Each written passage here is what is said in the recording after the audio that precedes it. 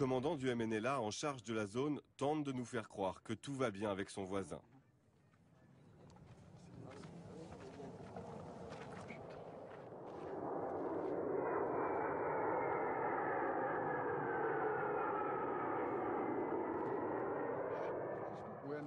Nos relations avec l'Algérie sont bonnes. Non, il n'y a aucun problème. Nous n'estimons pas nécessaire de leur demander pourquoi ils ont fermé leurs frontières. Et pourtant, en moins de 10 minutes, les jets algériens violeront à 2 reprises l'espace aérien du Mali.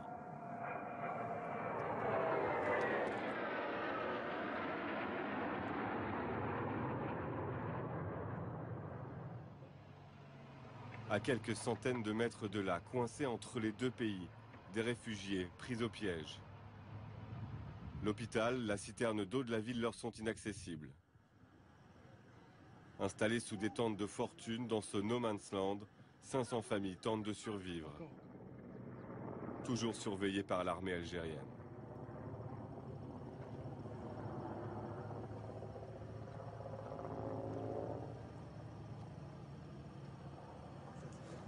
Sada, avec ses 6 enfants, a quitté Kidal il y a 2 mois.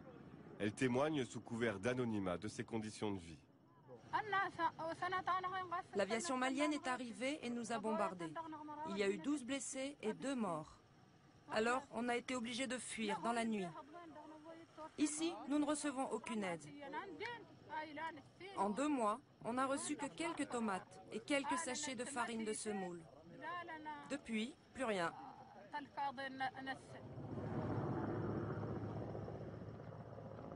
S'ils sont quotidiennement survolés par des hélicoptères, ces réfugiés n'ont vu à ce jour ni ONG, ni organismes internationaux. Et l'Algérie, la seule puissance régionale sans laquelle rien ne peut se faire ici, reste étonnamment silencieuse.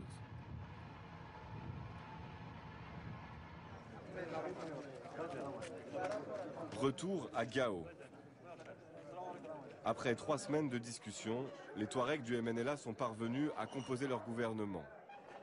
L'alliance avec le groupe radical Touareg en Sardine n'a en revanche pas abouti. Une mésentente qui risque de fragiliser le tout nouveau conseil transitoire de l'État de l'Azawad. C'est ici, au siège de l'ancien gouvernorat, que le fondateur du MNLA a